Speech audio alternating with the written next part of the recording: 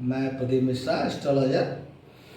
और आज हम लोग एक नए विषय पे, नए भाव पे, जिसको हम अष्टम भाव कहते हैं, उस पर चर्चा करेंगे।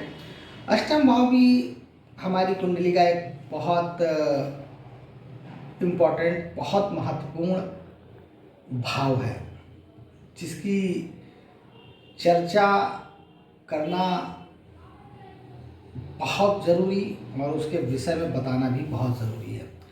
क्योंकि जो है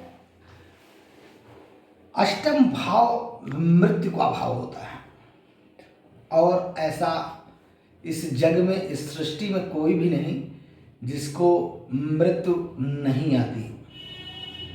और जो है हम लोग के मन में कहीं ना कहीं एक ये हर व्यक्ति के दिल में एक भाव होता है कि मुझे मृत्यु कब होगी। तो इसके विषय में बात करेंगे हम, और अष्टम भाव से मृत्यु के साथ साथ और भी चीज़ों के बारे में भी चर्चा की जाती है। ऐसा नहीं कि वो केवल मृत्यु का भाव है, उसके अलावा भी उसमें कई जरूरी चीज़ें छुपी हुई हैं। और जो है एक बहुत ही इम्पोर्टेंट भाव है। तो अब हम इस पे चर्चा करते हैं कि उसके लिए क्या क्या ज़रूरत है, ठीक है ना। तो पहला चीज़ जो मैंने बताई आपको, उसमें मृत्यु का भाव है, तो मृत्यु के बारे में भी उससे जानते हैं। दूसरी चीज़ आयु कितनी होगी, इसका भी पता चलता है।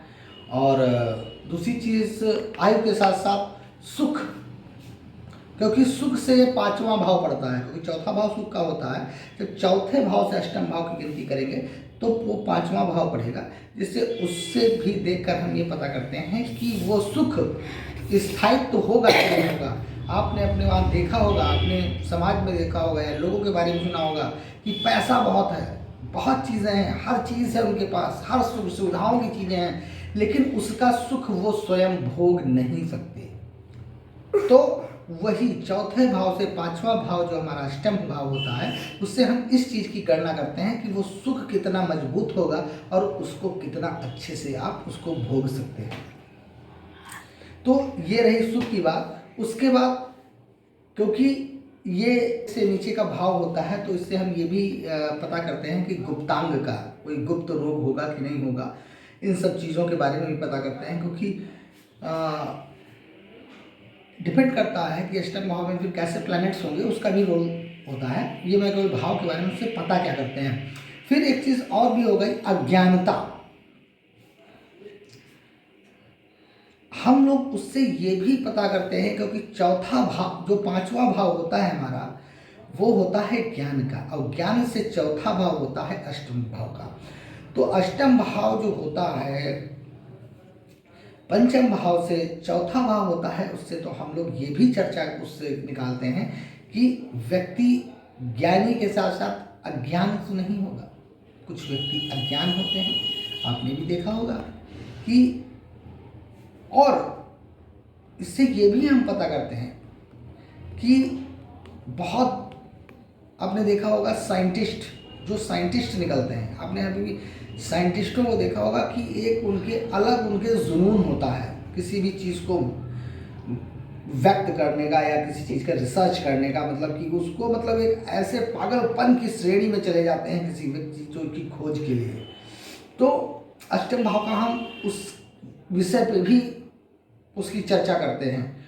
और एक्चुअली होता क्या है कि ये जो अष्टम भाव है, अष्टम भाव इतना बृहद है। जैसे अब कुंडली में 12 भाव हैं, तो 12 भाव में भाव सारे इंपॉर्टेंट हैं, ऐसा नहीं कोई भाव जो महत्वपूर्ण नहीं है हमारे लिए। लेकिन जो अष्टम भाव है वो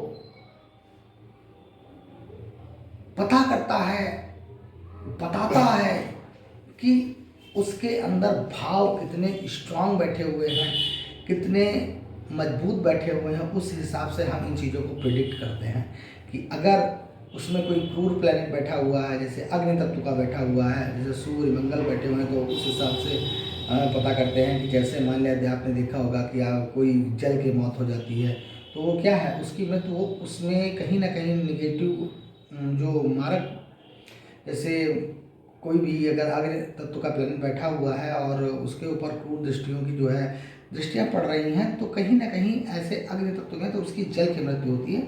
चलिए उस चीज़ों पर हम चर्चा बाद में करेंगे, क्योंकि हर ग्रह में, क्योंकि जल तत्व भी होते हैं, वायु तत्व भी होते हैं प्लैनेट्स, और अग्नि तत्व भी होते हैं, आकाश, जैसे आकाश तत्व हमारे गुरु होते हैं, तो ये सब प्लैनेट्स को अलग अलग श्रेणी में बांटा गया है।